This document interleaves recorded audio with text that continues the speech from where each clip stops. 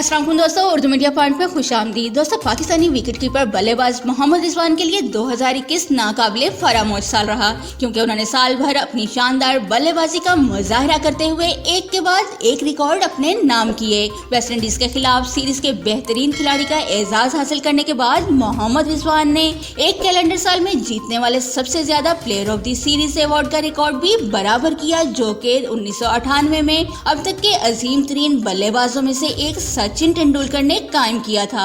मोहम्मद रिजवान ने 2021 में सीरीज के 5 player of the series award अपने नाम किए हैं। उन्होंने इनमें से 4 अवार्ड T20 क्रिकेट में जीते, जबकि 1 टेस्ट क्रिकेट में हासिल किया। इनमें से 3 अवार्ड होम सीरीज और 2 अवे सीरीज में जीते गए हैं। वेस्ट इंडीज के खिलाफ हाल ही में खत्म होने वाली 3 मैचों की T20 होम सीरीज में रिजवान ने 67 की ओर से 203 रन बनाए। नाज़रीन, क्रिकेट से मुतालिक मजीद खबरों और लाइव मैचेस की अपडेट्स के लिए हमारे चैनल उर्दू मीडिया पॉइंट को सब्सक्राइब करना और बेल आइकन को प्रेस करना मत भूलिएगा।